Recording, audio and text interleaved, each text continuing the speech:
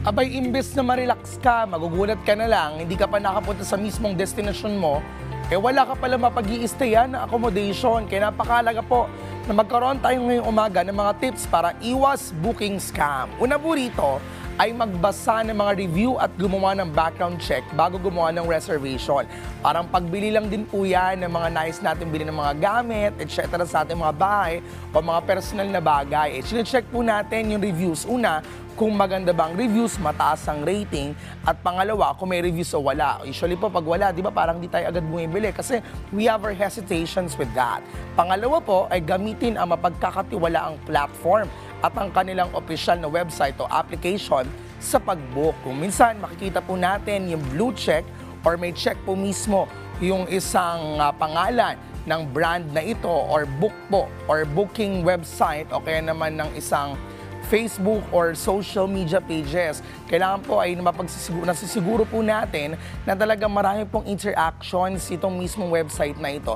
At talaga nakikita natin na marami po ang gumagamit o nagbubook po na ito na hindi po troll accounts kundi mga real accounts po ang mga nagsusubscribe o mga nag-i-interact dito. Pangatlo, maging maingat sa mga promo na sobrang mura at hindi makakatuha o makatotohanan. Siyempre, alam po natin mabilis po tayong mapaakit dyan sa mga napakamurang mga offers. Pero higit sa lahat po, ang pinakamahalaga po rito ay hindi man po sobrang mura, pero nasa normal na presyo naman po, ay yun po mas tangkilikin natin. Kasi mamaya, yan pong sinasabing mura ang bayad, nakapag down payment na tayo, after nun, bigla na tayo hindi kakausapin. Napakahirap po niyan mga ka-RSP.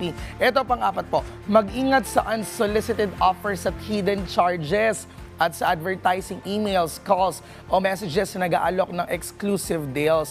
Siyempre po tayo po ay sasagot sa mga katanungan nila or kapag po sila ito matawag sa atin, tayo po magtatanong sa kanila. Kailangan po siguro tayo talaga ay maging metikuloso sa kung ano ang mga nakapaloob na mga offers and services dito kasi baka mamaya naman po ay hindi natin alam pagdating natin doon ay may bayad po yung ganito, may bayad yung ganyan.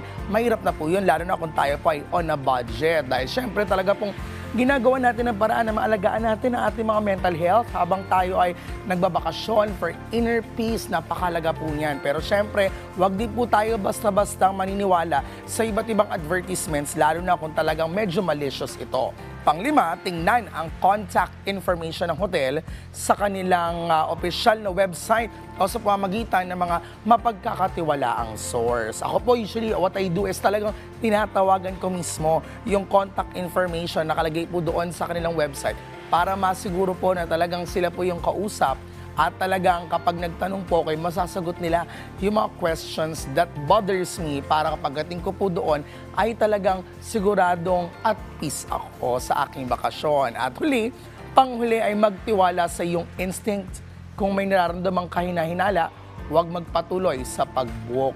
Siyempre po, kapag tayo po ay may hesitations, don't go. Doon tayo sa sigurado para safe po ang ating pagbakasyon at safe din po ang ating inner peace. At dahil po dyan, napakahalaga po na masiguro po natin na tayo talaga ay pag nagbubook online, metikuloso at talagang siguraduhin natin na talaga po tayo ay mag-enjoy sa pamamagitan ng pakikipag-usap sa mga lehitimong mga booking accommodation applications or website.